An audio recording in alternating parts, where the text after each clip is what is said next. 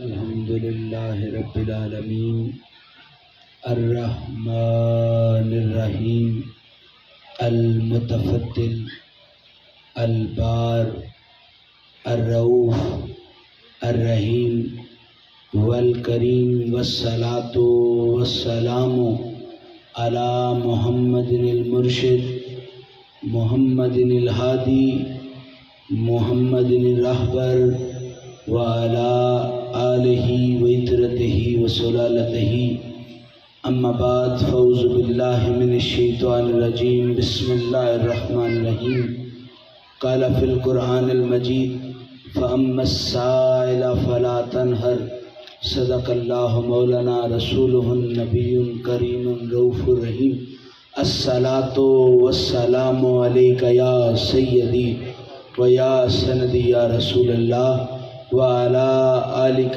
وصحابک یا حبیب اللہ۔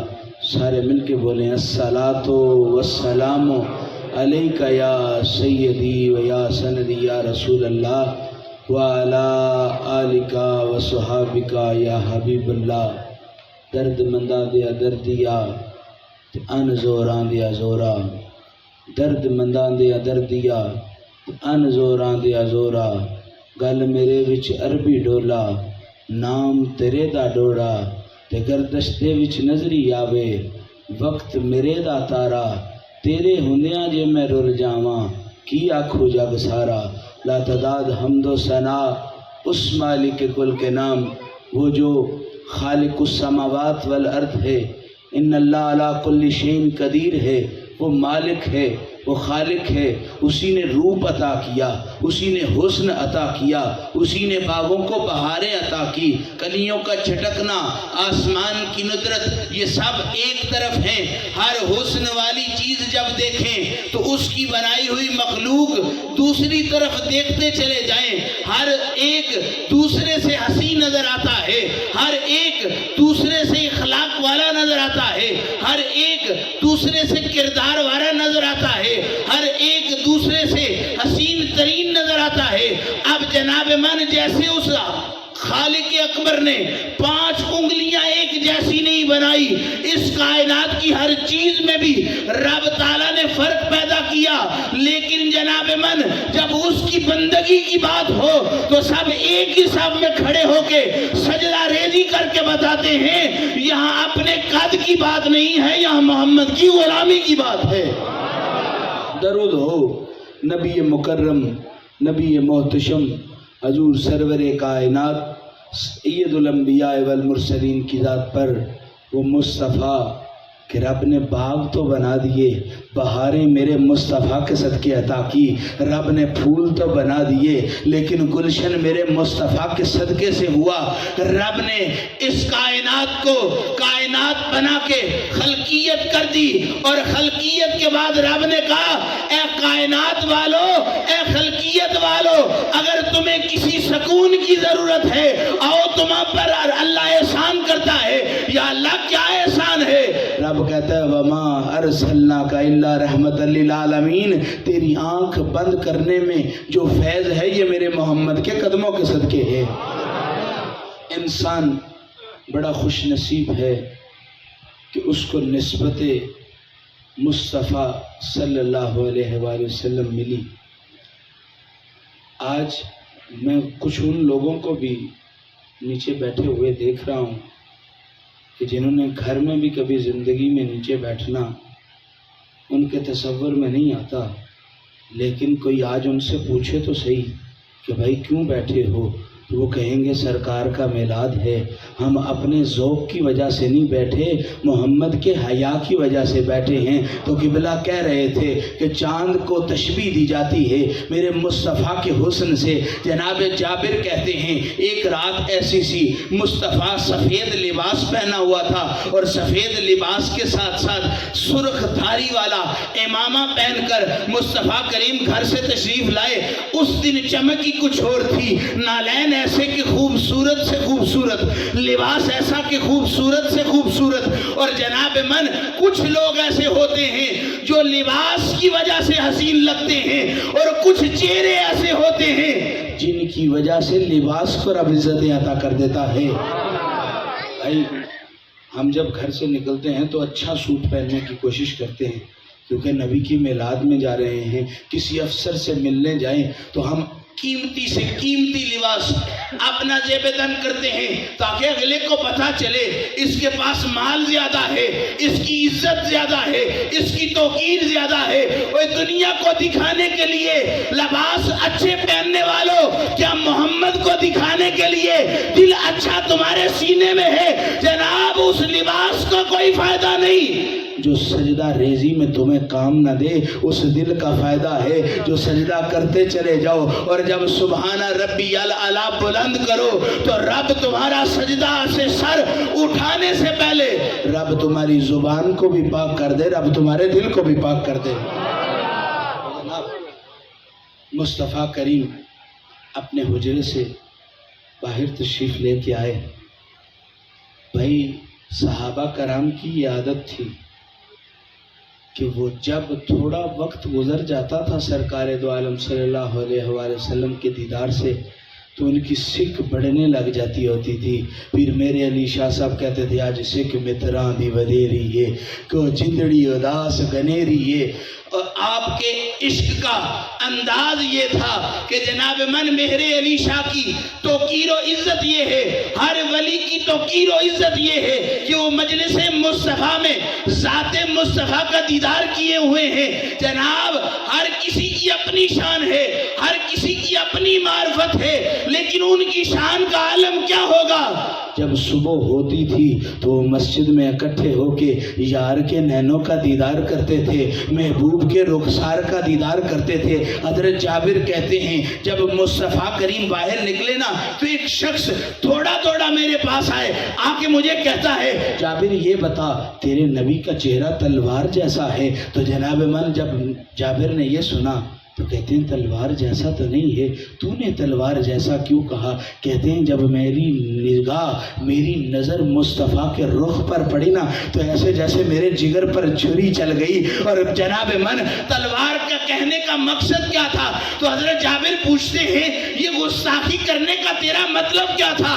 کہا گستاخی اس کو نہیں کہا جاتا، میں نے دیکھا ہے جب تلوار کا گھاؤ لگتا ہے تو بندے کو اپنی طاقت بھول جاتی ہے، بندہ اپنے گھاؤ کی طرف توجہ کرتا ہے۔ اور جناب من جب میں نے مصطفیٰ کو دیکھا تو مجھے اپنی طاقت بھول گئی، مجھے اپنا جاہ و جلال بھول گیا۔ میری بس جب نگاہ مصطفیٰ پر نگاہ پڑی تو ایسے لگا جیسے خنجر میرے سینے پر چل گیا۔ اور پھر حضرت جابر سے وہ شخص کہنے لگا، حضرت جابر نے پوچھا پھر اس زخم کی مرہم بھی تو کوئی ہے نا؟ تو انہوں نے کہا جس کلمے کا وعدہ وہ مصطفیٰ کرتے ہیں عاشق کے لیے تو مرہم وہی بن کر چمکتا ہے۔ جابر مجھے اپنے محبوب کے قدموں میں لے جا، میں اس کا کلمہ پڑھ کے دنیا کو بتانا چاہتا ہوں جس کے حسن کا معیار یہ ہے کہ اس کو دیکھ کے جیا بے قرار ہو جاتا ہے۔ جب اس کے قدموں میں بیٹھیں گے تو میرے قد کا اور وقار کا عالم کیا ہوگا۔ بعض لوگ مصطفیٰ کریم کے اخلاق کی وجہ سے آپ کے قدموں میں آئے، بعض لوگ مصطفیٰ کریم کے گفتار کی وجہ سے آپ کے قدموں میں آئے، بعض لوگ جنت کے وعدے کی وجہ سے مصطفیٰ کے قدموں میں آئے۔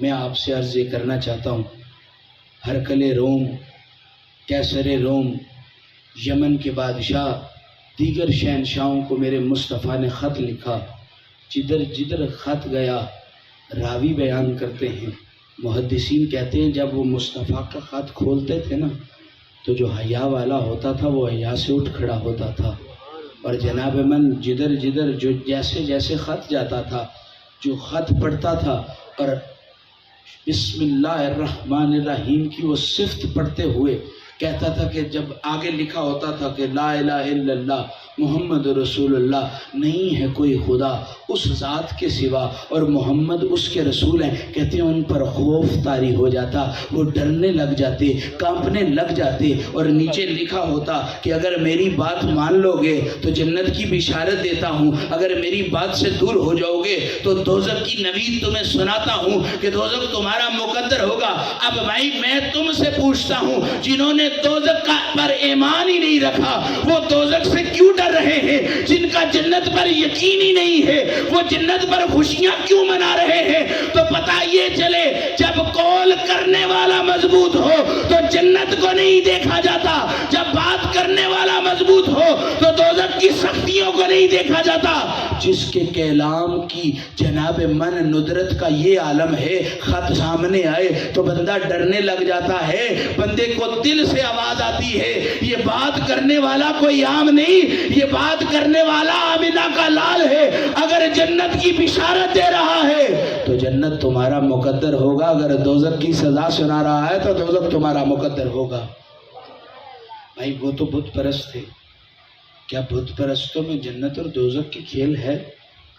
انہیں کیا پتا کہ جنت شہد کی نہروں کا نام ہے، جنت حوروں کا نام ہے، جنت باغ کی بہاروں کا نام ہے؟ کیا انہیں پتا کہ جنت میں جو مانگو گے وہ مل جائے گا؟ تو میں نے کسی عاشق کے قریب جا کے پوچھا تیرے نزدیک جنت کس کو کہتے ہیں، تو جنت کس کو مانگتا ہے؟ وہ کہتے ہیں اگر دودھ کی نہروں کی بات ہے تو رب نے جس کو پیسہ عطا کیا ہو، مال عطا کیا ہو، وہ بھی اپنے گھر میں دودھ کی نہریں چلا لیا کرتا ہے، شہد کی نہریں چلا لیا کرتا ہے۔ عورت پاک ہو تو مثل حور ہے، جناب من بندے کے پاس دنیا کا مال ہو، ہر جو چیز خریدنا چاہے وہ اس کے پاس پوری ہو جاتی ہے۔ تو میں نے کہا دیوانے تو بتا جنت کس کو کہتے ہیں؟ کہا جنت اس کو کہتے ہیں جو ویڑا مصطفیٰ کا ہو اور سجن کا دیدار اس کو ہوتا چلا جائے۔ جناب کئی عاشقوں کا یہ معیار ہے، وہ نماز اس لیے نہیں پڑھتے کہ دوزخ سے دور ہوں گے، وہ نماز اس لیے پڑھتے ہیں کہ محمد عربی کا قرب انہیں حاصل ہو جایا کرے۔ عشق وہ رونقیں ہیں جو عبادت میں سکون پیدا کرتی ہیں، عشق وہ ندرت ہے جو سجدے میں قرار پیدا کرتا ہے، عشق وہ بادشاہیاں ہیں جو رکوع میں کھڑے ہوئے آپ پر تیروں کی برسات بھی ہو تو جناب من آپ اس کی فکر نہیں کرتے، آپ اپنے محبوب کی فکر کرتے ہیں۔ اب ایسے کرنی کو جب یمن کے بادشاہ نے جیل میں ڈالا نا، زندان میں ڈالا، نیا نیا دین اسلام پھیل رہا تھا، تو لوگوں نے کہا کہ یہ ہر وقت ان کو یاد کر کے روتا رہتا ہے، وہ نہ ہو نماز کا وقت ہے یہ ہماری امامت کرے۔ تو اب ایسے کرنی کو جب کہا گیا نا کہ آپ امامت فرمائیں تو انہوں نے کہا تم میرے مقتدی ہونے کے قابل نہیں ہو۔ تو انہوں نے کہا یہ کیسا، کیا مقتدی ہونا بھی قابل ہوتا ہے؟ تو انہوں نے کہا جی ہوتا ہے۔ انہوں نے کہا تم میں سے کوئی جماعت کرو، میں تمہارے پیچھے پڑھنے لگ جاتا ہوں۔ جناب جب ویسے کرنی نے نماز نہیں تھی، نماز ہونے لگ گئی، ایک رخت گزری تو پیچھے سے بادشاہ وقت کو پتہ چلا کہ یہ لوگ تو جیل میں بھی اپنے یار کو منا رہے ہیں۔ جناب جن کو سولی پر بھی نیند آ جایا کرے نا، ان کی لاش کو ذرا ٹھوکر مار کے پوچھو تو صحیح اتنا سکون کہاں سے خرید کے لائے ہو، اتنی بہاریں کہاں سے آئی ہیں کہ سولی پر بھی تمہیں سکون مل رہا ہے؟ تو وہ مدینے کی طرف مسکرا کے کہیں گے جن کے سر کا سائیں محمد ہونا، وہ نہ کولوں سے گھبرایا کرتے ہیں نہ سولیوں تلواروں سے گھبرایا کرتے ہیں، ان کا گھبرانا نہ دوزخ سے ہوا کرتا ہے، ان کا سکون تو اس بہار کا نام ہے جو مدینے کی ہواؤں کا نام جن کو دیا گیا ہے۔ جناب من جب نماز ہوئی نا تو بادشاہ وقت کے حکم کے مطابق کوڑے مارنے کا حکم ہوا۔ چھانٹا کبھی کسی نے دیکھا ہے؟ چھانٹے کو ذرا زیادہ مضبوطیوں اور رسیوں سے بنایا جائے نا اور اس کے اندر تلوار نما چھوٹے چھوٹی ایسی چیزیں جو جسم پر لگنے سے جن کی ضربت ایسی ہو کہ چمڑا ادڑ کے رہ جائے، جسم کا ہر ذرہ ذرہ بکھر جائے، درد اتنی شدید ہوتی ہے کہ جو کمزور جان ہو وہ دوسرے تیسرے کوڑے کے بعد درد کی شکت نہیں لگا سکتا۔ آپ نے کبھی حجامہ کیا ہو تو جناب چھوٹی سی سوئی ہوتی ہے، لیکن جب کٹ لگایا جاتا ہے نا تو اس کی درد کا ثانی کوئی نہیں ہوتا۔ چائنا میں یہ رول بنایا گیا ہے جس کو درد سے موت دینی ہو نا تو ایک مچھلیاں ہوتی ہیں چھوٹی چھوٹی اور سوئی جتنا ان کے اندر دانت ہوتے ہیں تو بندے کو اس ٹپ میں لٹا دیا جاتا ہے، بٹھا دیا جاتا ہے، سار باہر ہوتا ہے اور مچھلیوں کو ان کے اندر پھینک دیا جاتا ہے۔ جب وہ چھوٹی چھوٹی سوئیوں کی طرح کاٹتی ہے نا تو بندہ درد سے چیختا ہے، تو لوگ جو دشمن ہوتے ہیں وہ خوش ہوتے ہیں کہ تیری درد کا عالم کیا ہے، تیرے مرگ کا عالم کیا ہے۔ آؤ آپ عاشق کے قصے سنو، یار کی باتیں سنو، محبوب کا درد سنو۔ وہ عاشق کہ جس کے درد کو درد عشق کہتے ہیں، وہ عاشق کے جس کے درد کو یار کا عشق کہتے ہیں، وہ عاشق کے جس کے درد کے جناب من۔ اب ایسے کرنے سے کسی نے پوچھا تیرا سکون کیا ہے؟ وہ کہتا ہے سکون میں نے زندگی میں کبھی سیکھا ہی نہیں، میرا دل تو ادھر ملا جامی کہتا ہے تنم فرسود جاں پارا سے ہجراں یا رسول اللہ، دلم پجمرد آوارا سے اسیاں یا رسول اللہ، چو سوئے من گزراری منی مسکین ناداری فدائے نقش نالینت کنم جاں یا رسول اللہ۔ یا جامی کہتا ہے میرا دل پارا پارا ہو گیا ہے، ٹوٹ چکا ہے۔ جب یہ ٹوٹا ہوا ہے تو اس کی آس مراد یہ ہے کہ آپ کا یہاں پھیرا ہو جائے، آپ میرے آنگن میں آ جائیں۔ جہاں کہتا ہے جب آپ میرے آنگن میں آ جائیں گے تو میں آپ کے قدموں پر جب فدا ہوں گا نا تو آپ میری جان بن جائیں گے یا رسول اللہ۔ ادھر جناب من عاشق سے پوچھا گیا، اب ایسے کرنی سے پوچھا گیا تیرا سکون کیا ہے؟ تو اس نے کہا میں نے جو درد کی لذتیں لی ہیں نا مجھے اس میں سکون کا نہیں پتا، میری وہ درد ہی میرے لیے سکون ہے۔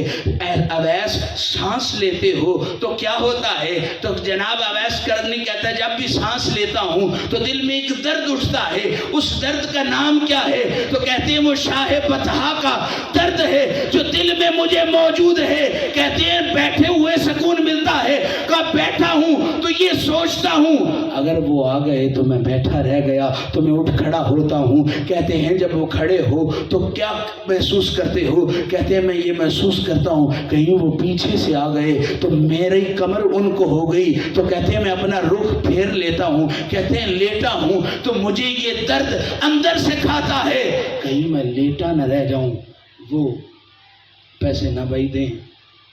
یہ علماء کا فیض ہے، ہم تو درد والے ہیں، ہمیں کوئی دکھڑا سنا دے جس میں مصطفیٰ کی خوشبو ہو تو ہماری ذات کے لیے کافی ہے۔ محمدی میخانے کے لوگ شراب پر نہیں توجہ کرتے، اس مہ پر توجہ نہیں کرتے کہ جو محمدی میخانے سے ملتی ہے، وہ کہتے ہیں خود کوزا خود گلے کوزا خود کوزا گر، کہتے ہیں مٹی بھی خود ہے، بنانے والا بھی خود ہے، اندر موجود جام بھی تو خود ہے۔ ادھر پنجابی شاعر کہتا ہے سیاک چوین دیا دی ہاں سن لطف شرابچ نہیں ملتا، ہمارا میخانہ وہ میخانہ ہے جس کی خوشبو گلاب سے آتی ہے اور گلاب کی خوشبو میرے محمد کے پسینے سے آتی ہے۔ جناب من اب جب اب ایسے کرنی نماز پڑھ رہے تھے تو وہ ضربت والا چھانٹا کوڑا جس کو کہا جاتا ہے وہ لے کے آئے اور مارنے لگ گئے۔ ایمان والوں کے ایمان بکھرنے لگ گئے، نماز والوں کی نمازیں بکھرنے لگ گئیں، سارے امام بھی بھاگ گیا لیکن کوئی ایک رہ گیا جس کو مقتدی کہتے تھے، اور وہ مقتدی کس کا تھا؟ جس کو شاہ عرب کہتے ہیں۔ جناب اب ایسے کرنی نماز پڑھتا گیا، کوڑے چلتے گئے، جسم چھنی ہوتا گیا۔ اب جناب جب سلام پھیرا تو کوڑے مارنے والا رک کے رو کر اس سے پوچھتا ہے اے اویس کرنی تمہیں درد نہیں ہوتی؟ اے اویس کرنی تجھے کوڑوں کی تکلیف نہیں ہوتی؟ تو اویس کرنی مدینے کی طرف دیکھ کے کہتے جس کے دل میں درد عشق مصطفیٰ ہو اس کو جسم کی دردوں سے مطلب نہیں ہوتا، اس کو مطلب ہوتا ہے تو اپنے ماہی کے دیدار سے مطلب ہوتا ہے۔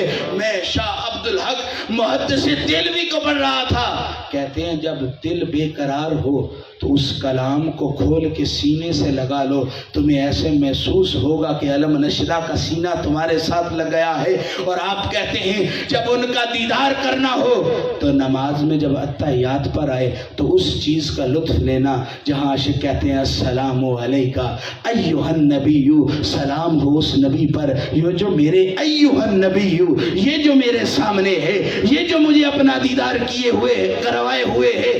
یاد رکھیں ہر نماز جو عشق مصطفیٰ سے خالی ہو، نماز پڑھنے کا بھی کوئی فائدہ نہیں، سجدہ کرنے کا بھی کوئی فائدہ نہیں، لیکن میں ان بابوں کے عشق پر صدقے جاؤں۔ صبح صبح کا وقت ہوتا ہے، اپنے گھر سے نکلتے ہیں، ٹھنڈے پانی سے وضو کرتے ہیں، مسجد میں جا کے ہاتھ بھی باندھتے ہیں، رکوع بھی کرتے ہیں، سجدہ بھی کرتے ہیں، تو کوئی پوچھ لے نا کسی دن نماز پڑھنی آتی ہے؟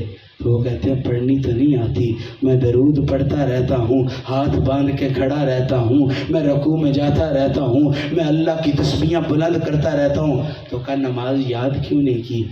کہا بچپن میں باپ کافر تھا، اس کو اس طرف توجہ نہیں آئی، یا باپ عیاش تھا، اس کو اس طرف توجہ نہیں آئی، اب میرا اتنا حافظہ نہیں رہا، اب میرا اتنا ذوق نہیں رہا، اب مجھ سے وہ یاد نہیں ہوتا جو محمد کی شریعت ہے۔ تو میں نے دیکھا ہے کئی باپوں کو بھی جب نماز پڑھ رہے ہوتے ہیں تو آنکھ کے آنسو بتاتے ہیں ان کی آرزو رشک مصطفیٰ ہے، ان کی آرزو دیدار مصطفیٰ ہے۔